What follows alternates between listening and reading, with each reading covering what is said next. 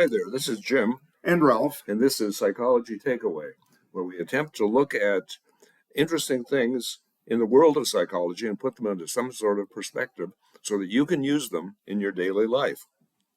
Well, what we're going to talk about today, some of you may almost immediately be afraid of and say, I'm never going to use that in my daily life, with reason. You're talking about caffeine. No, we use caffeine all too often and all too much. But what I am talking about is the fact that now you will, unfortunately, Jim, because you're as old as I am, you will remember back in the 60s when we had a Harvard University professor named Timothy Leary, Dr. Timothy Leary. Well, I don't know, Ralph. They say if you can remember the 60s, you weren't really there. But yeah, we had Timothy Leary and another PhD from Harvard, a guy named Alpert, who later became Ram Dass. Right. And these two fellows got involved with experimentation with LSD. Now, LSD is a manufactured substance. A guy named Hoffman started it, right? He did. He discovered it. He discovered it, and Tim Leary used LSD and discovered wonderful, he felt, insights into the world, and then developed sort of a mantra which he used in a lot of speaking engagements, which was tune in, turn on, drop out. Yeah. And a lot of people saw this as being a terrible thing. Here was Leary encouraging the counterculture, the hippie movement of the 60s, to be magnified and be larger and change society and do all kinds of subversive things. Mm-hmm. And one of the things that happened was a fellow named Ken Kesey and a group that he led called the Merry Pranksters started going around in a Volkswagen bus and then a school bus painted in pretty wild colors, right? Wild colors, yeah, psychedelic colors. Refer to them as psychedelic. And doing stage shows, and they said that the impetus for all of this was LSD. Mm-hmm. So interesting, Ralph. Something you probably don't know. Dr. Leary was in my class at Central Michigan University. He was lecturing just down the hall in the Kiva over in Moore Hall, and I brought my students down to hear him, and there were very few students in the audience. And so I invited him back to the classroom after his presentation. And he spent probably an hour or so with me and my students talking about what he was referring to as the therapeutic uses of LSD. He thought that maybe even he contributed to it, but there was so much kind of hype around LSD that people were incensed with the thought of even considering taking it. And one of the things with that, Jim, is I think a lot of people became very frightened of LSD and psilocybin and the other psychoactive drugs, and ended up saying we have to eliminate these from society. Yeah, they became not therapeutic drugs, but rather drugs of abuse, right? Yeah. Now, the thing is that it's taken 50 years, and maybe it's taken a number of the states saying, well, yes, we can approve recreational use of marijuana to lead a breakthrough where people can now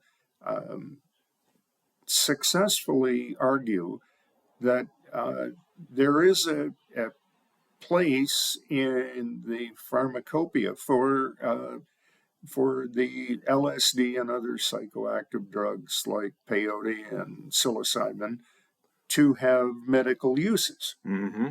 Now, it's just been the last year or so that I've been tuning into science shows on radio and actually having people talk in guarded terms about the use of psychedelics in various kinds of therapeutic programs.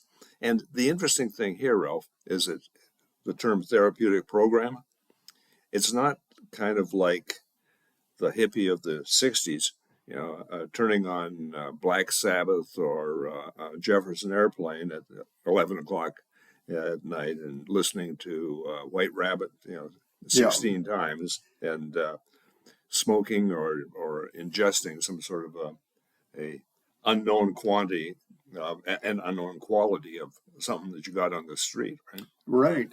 Now, the thing is, Jim, that one of the impetuses for this psychedelic revolution, if we can call it that, is that many people who are chronically depressed, and I'm talking here seriously depressed, where getting out of bed in the morning is a triumph for them. Yeah, and suicidal thoughts pervade, and actually, for a lot of them, it becomes kind of the good idea that I can maybe work on sometime. Yeah. Yeah, So, you say, okay, well, these people, they need the antidepressant drugs we have.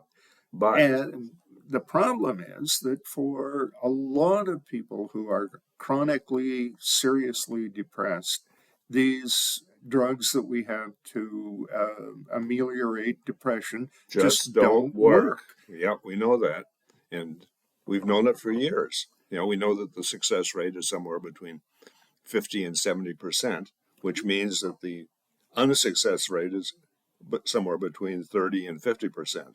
Yeah, so, And the side effects aren't great either. so somewhere between a third and half of the people who take antidepressants don't get any positive effect out of it, and may, in fact, as Jim suggests, get a very negative effect out of it. Yeah, let's put the numbers in perspective.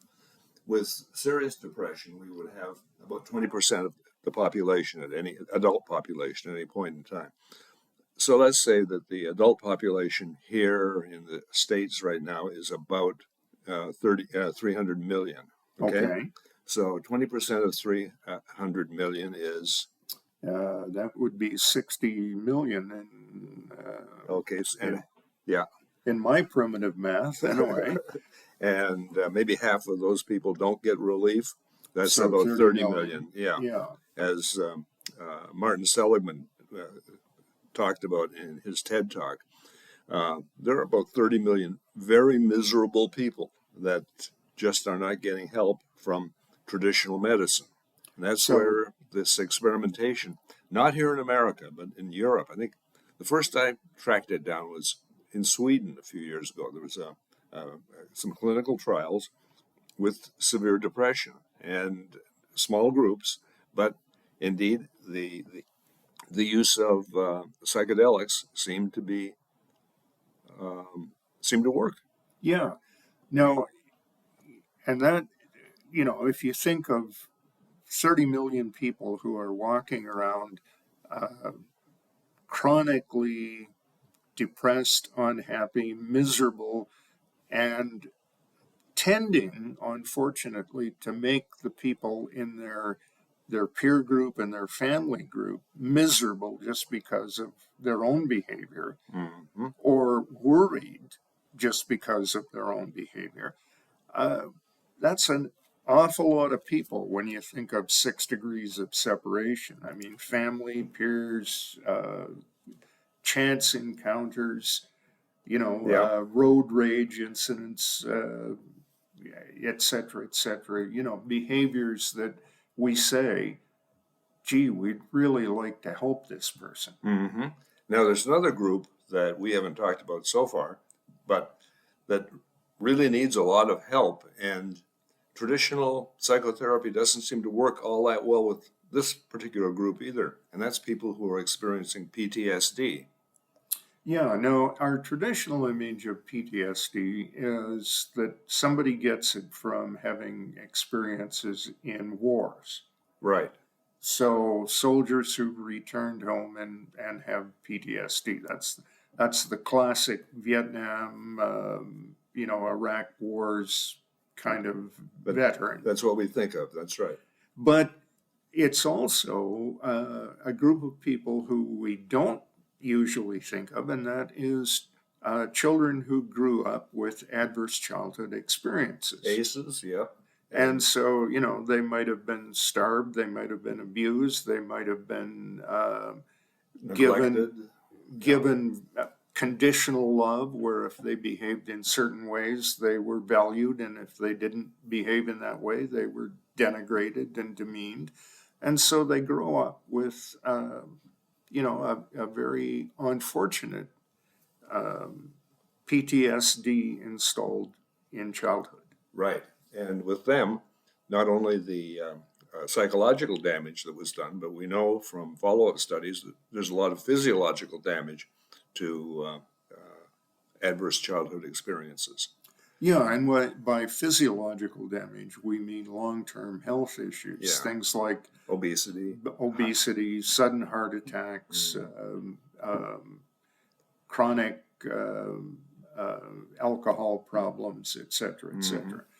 So, you look at these things and say, okay, well, if we have a system or a method or a way of helping people through a combination of talk therapy and maybe psychedelics, so you ingest a controlled dose of psilocybin or LSD or whatever, and then you find that your brain chemistry and electrical functioning network Can get rewired. Kind of gets rewired. Yeah. In fact, you've mentioned a couple of words there, Ralph. Controlled environment was Right. one, and you alluded to a therapeutic environment where you had a therapist and someone who's administering the drugs. Very different from the 1960s hippie with, The bead curtains and the rug on the floor and the stereo with the speakers, one on each ear. Yeah, right. Now, we're really talking then about the therapeutic use in a controlled environment so that we know what kind of dosage the patient might be using. We know that the material is clean, right? Right. It's not going to kill you.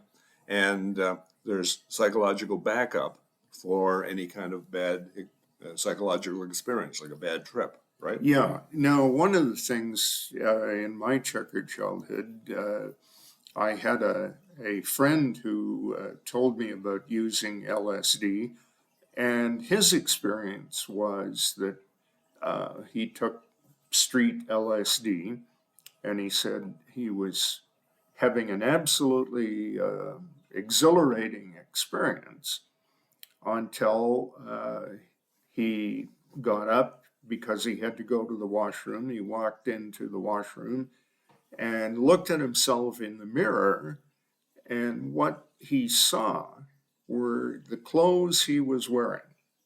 No him? No him. Okay. Just his clothing was standing there.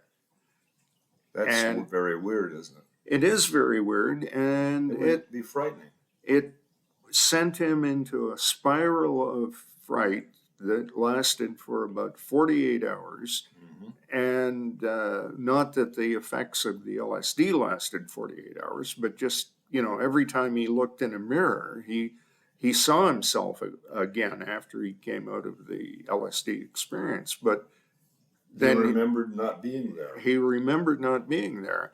And so it was a terrible sort of thing for him. And I said, are you going to do LSD again? And he said, never. Mm-hmm. So the thing is that, that bad trip thing is always possible. But one of the conventional wisdoms about LSD back in the 60s was never do it alone. Okay. Yeah. and never do it where everybody in the room does LSD, because you need somebody who's kind of the ground guide who, if you go in and come out of the bathroom saying, I saw my clothes but not me, can say, it's okay, it's just the effect of the LSD, don't worry about it, blah, Yeah. blah, and act as a ground effect person, if you will. Now, we're not suggesting to our listeners that they go out and find some magic mushrooms someplace, or they go out and find some LSD on the street, are we? no, we certainly aren't, because We're talking about the therapeutic effects for depression, anxiety, and PTSD right now. And the thing is that on the street, quality is an unknown, quantity is an unknown. So, and you never know in today's world how much contamination with fentanyl has happened. Yeah, that's a biggie, isn't it? Yeah. It is. So what we're suggesting is that for those people who have Chronic depression or anxiety, PTSD, that nothing else is working for. there might be benefits for finding a controlled system of therapeutic use of psychedelics.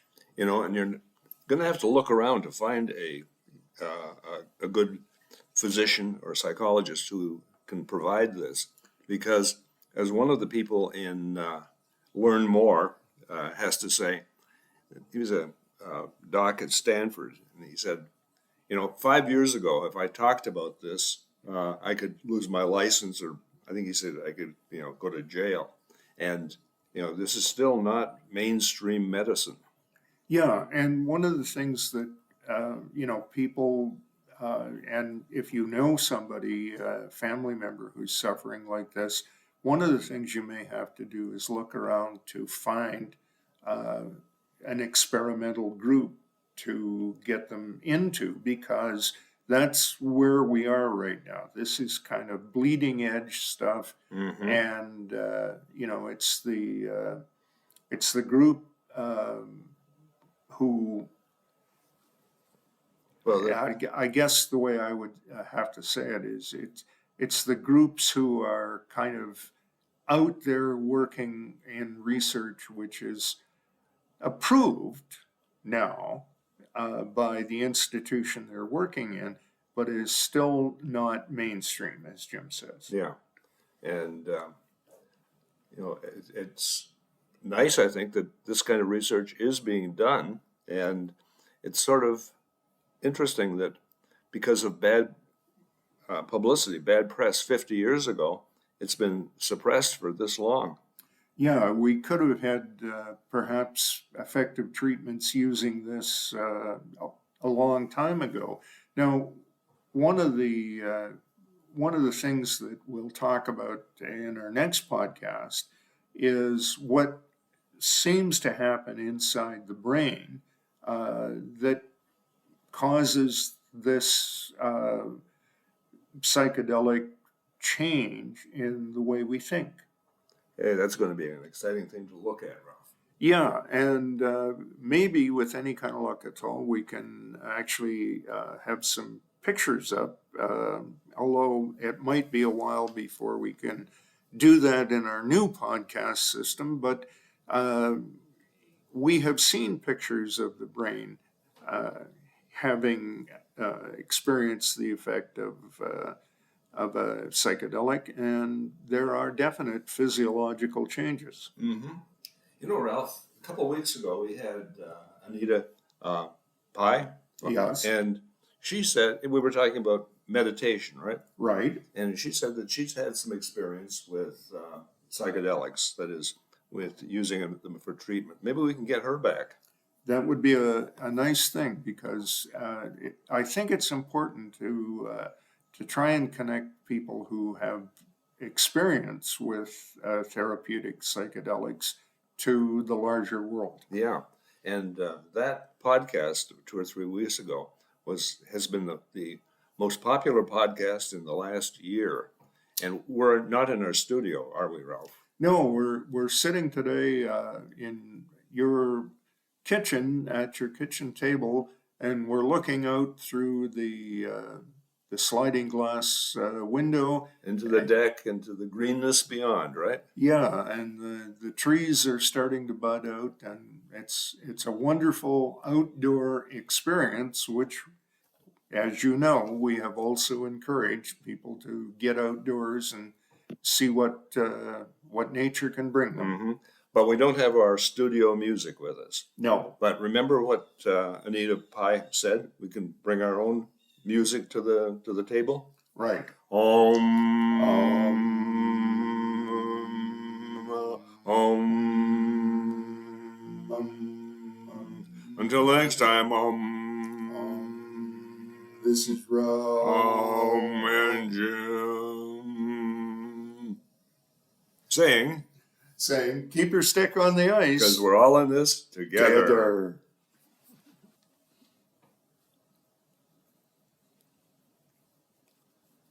Okay.